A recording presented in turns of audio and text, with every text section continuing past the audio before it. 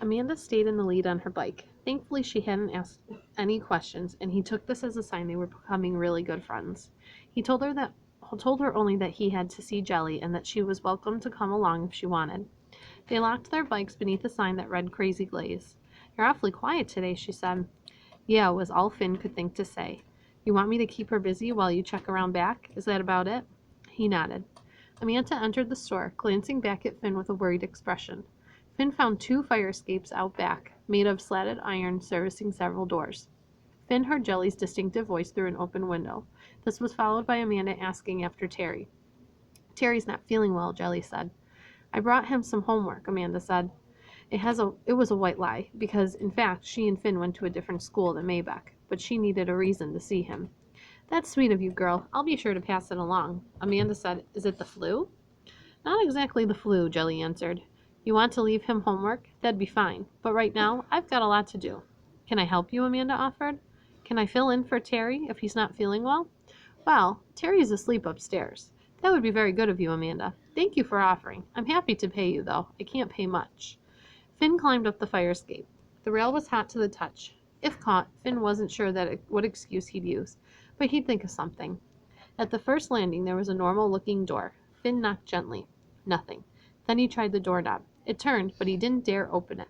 That was just plain wrong, and he couldn't bring himself to do it. Then the obvious hit him.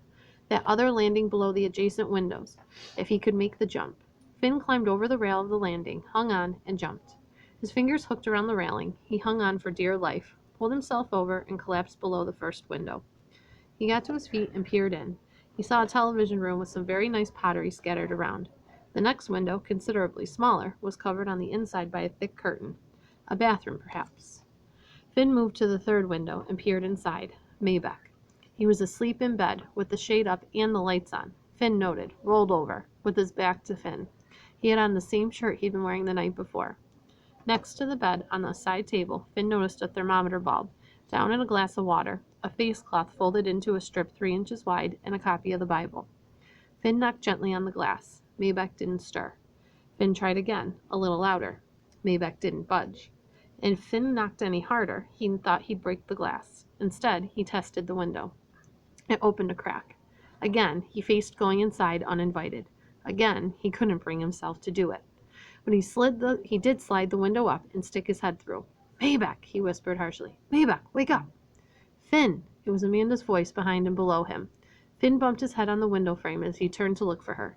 "Jelly's coming up there," Amanda warned frantically. "She heard you." Finn ducked out the bedroom window. He could hear Jelly coming up the stairs. The footsteps were close now.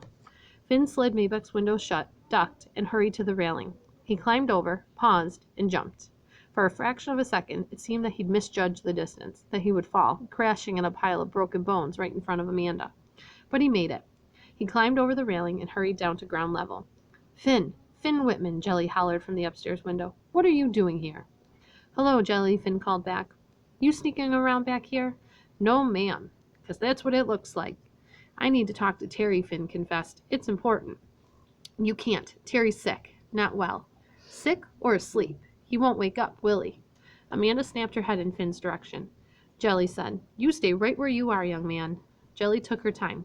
"Listen," she said, emerging through the back window. "This is not something I want going around school. You understand?" She met eyes with them both. "Terry's got some kind of sleeping sickness," Finn gasped.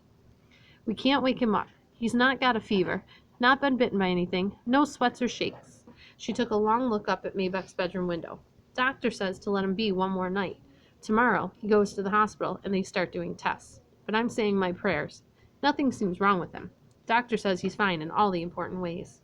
"He's stuck asleep?" Amanda said. "That's a funny way to put it," Jelly said, "but yes." Finn wanted to kick Amanda, but she didn't know what she'd said.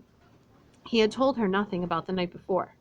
Maybeck was still crossed over. Finn struggled to figure out what that meant. "Can't wake him up?" Finn blurted out. "That's right," Jelly said. Finn considered carefully before he spoke.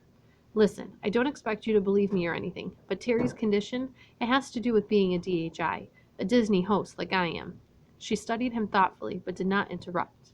"I think I can help him, maybe, help him wake up."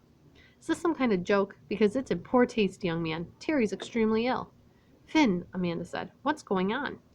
"Before he went to bed last night, Maybe even yesterday afternoon. Did Terry get a phone call? Jelly took another step away from him.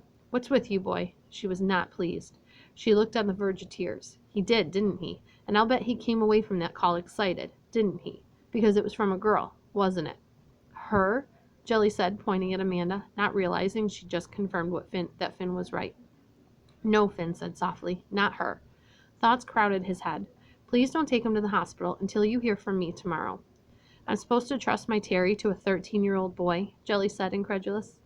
14, Finn said. I'm 14 next month.